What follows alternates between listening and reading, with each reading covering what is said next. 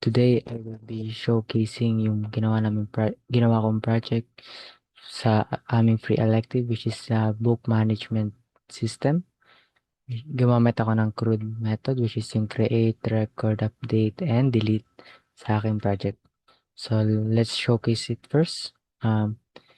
Dito sa pinaka main page natin may kita yung mismong yung overall na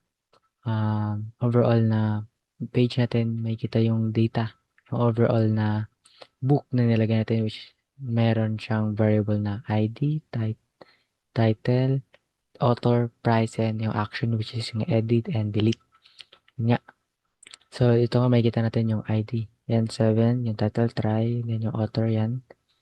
So dyan natin pinapaskill. So nag-input na ako kanina. Natin pinapakita yung mismong data na available sa database natin, which is yung MySQL database.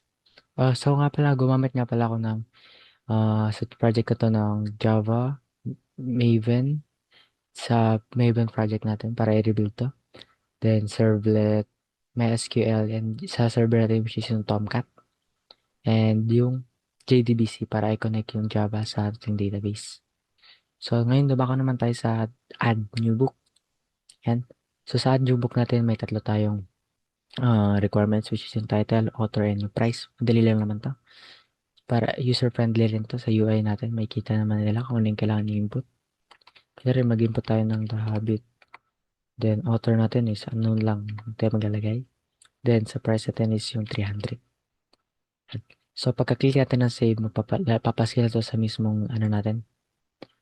GSP, yun nga pala isa sa ginamit natin, GSP, which is yung parang pinag-add yung Java and yung HTML para maipaskill natin sa mismong website or ma-design na natin yung mismong Java project natin. So yun. Dito nga tayo, dumako tayo dito sa The Habit. So in-add na natin yung The Habit. So yun yung lumabas na yung unique ID niya. Ito yung nagsiserve as indicator sa ating database kung ilan lang data yung napaskill natin para walang redundancy. Then ito, The Habit. Yan yung in-input natin kanina. Yun yan, nandyan na. Nandito naman tayo sa edit. Yan. Yan. Dito sa edit, pwede tayo mag-edit ng existing na mga data na nilagay natin dun kanina. So, ito yung The Habit. Lagyan natin ng 2. The Habit 2. Then, pag sinave mo yan, kung saan ang pupunta sa database yan, kung saan ang papasok sa database, at mag-edit or manipulate yung mismong data para napalitan. So napaskill na, nag-apply na sa ating mismong JSP, which is The Habit 2.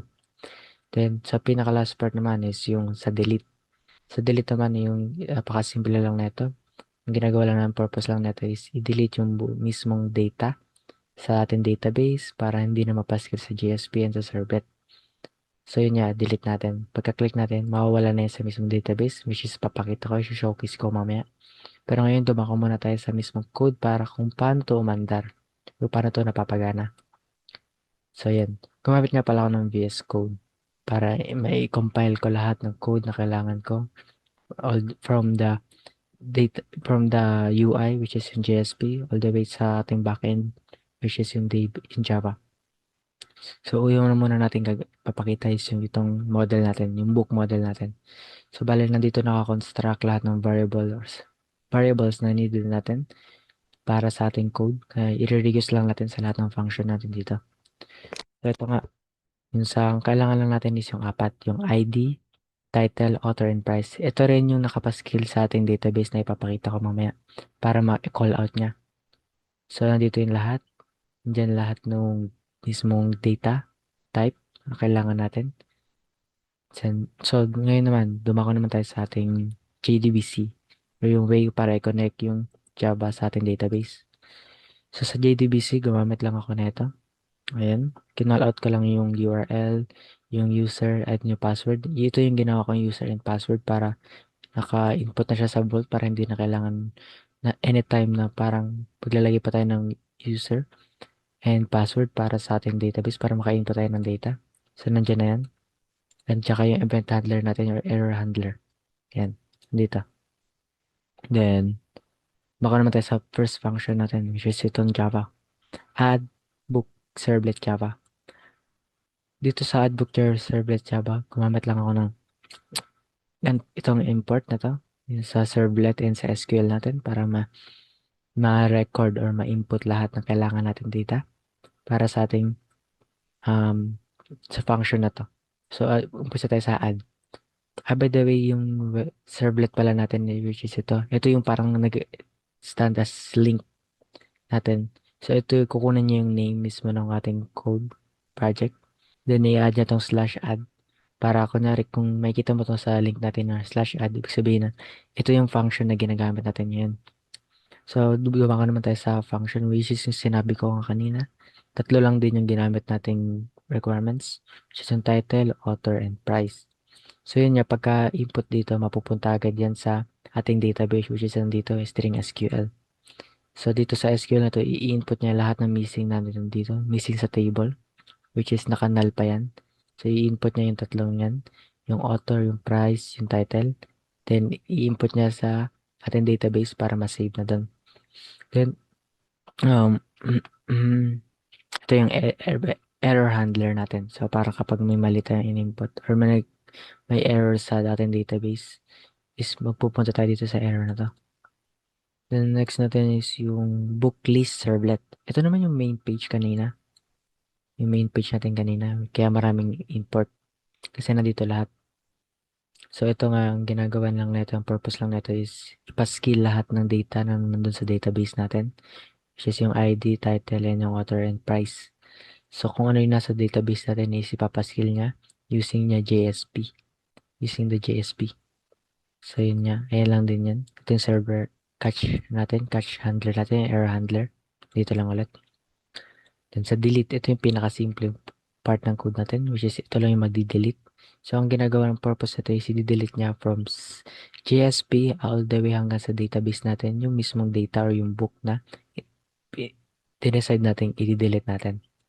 Then, ayan nga, ito ulit yung data handler. Ayan. Then, dumiretso naman tayo ngayon sa ating last function, which is yung edit. Ito naman sa edit is, uh, ito naman yung parang add button lang din to.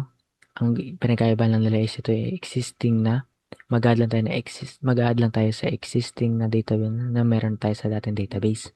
So, ang ginagawa lang nito is ma-manipulate nito or i-change nito yung already existing na.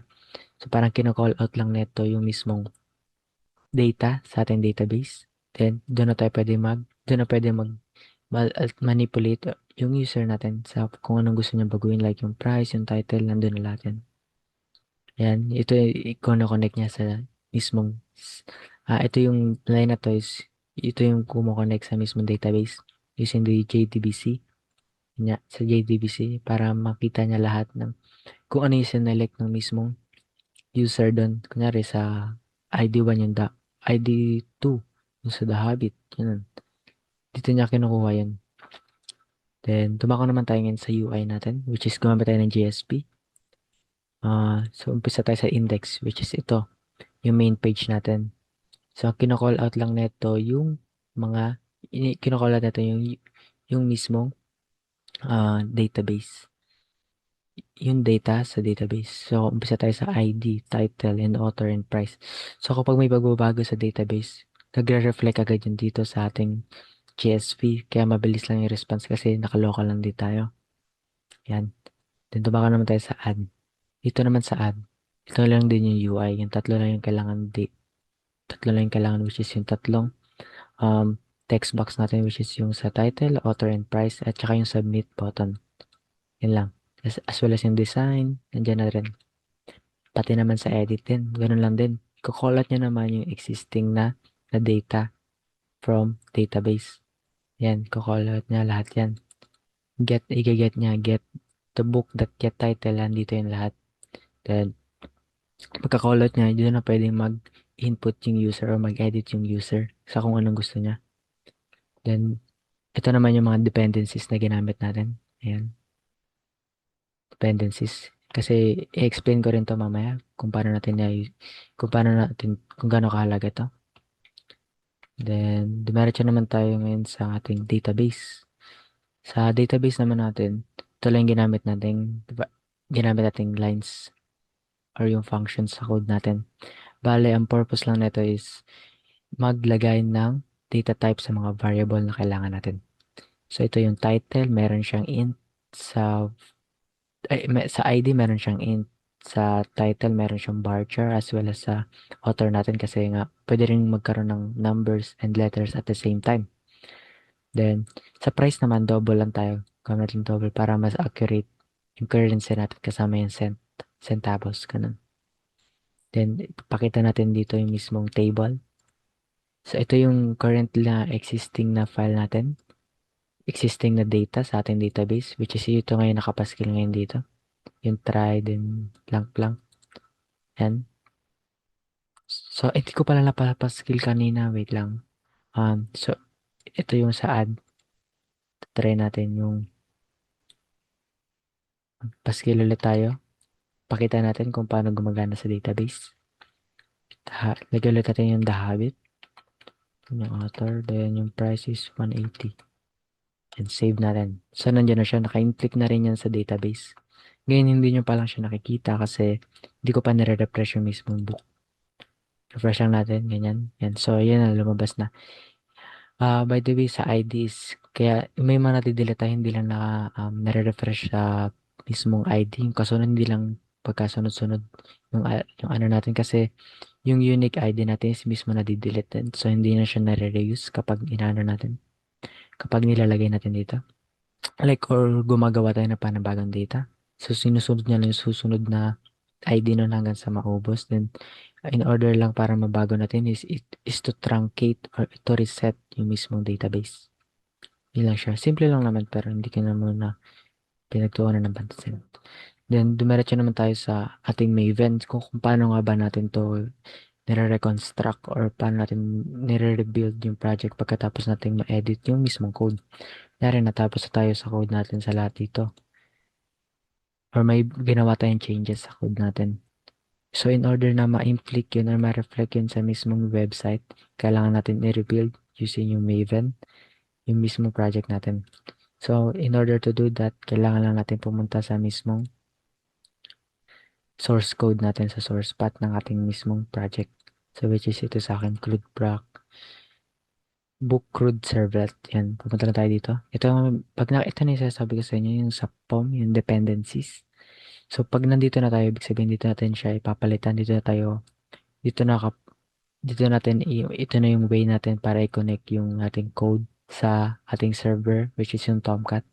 So, para mabasa ni Tomcat yung mismong pages, yung mismong code natin, is gagamitin natin yung i-rebuild na natin siya dito using mvn clean package.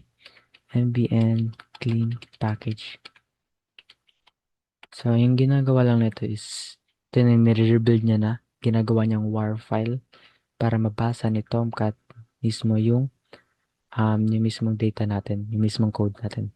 So, yung pagka-rebuild natin, kunin lang natin yung target. Ita-target natin si Apache Tomcat kung saan na yung source code na nilagay ko. So, i-copy lang muna natin to. Ito kasi yung war file na natin. Dito na naka-compress lahat ng code ko. Or yung mismong naka-compress na yung buong kailangan ng Tomcat para mabasa niya or ma-input niya sa ating website. So, yun, as usual, meron na tayo nakalagay dito kasi may naipakita ko na sa inyo kanina. Yung mismong code. So, i-replace na lang natin yan. Replace lang natin yung mismong var. Kunyari may binago kayo dun. Dun pa lang siya magpapaskill kapag ni-replace nyo or ni-rebuild nyo yung mismong buong app using the Maven or MVC. And so yun, kapag i-refresh nyo lang to, okay na yan. Lahat ng changes na ginawa nyo is nandyan na. So, yun lang. That's all. And I hope you learned something. And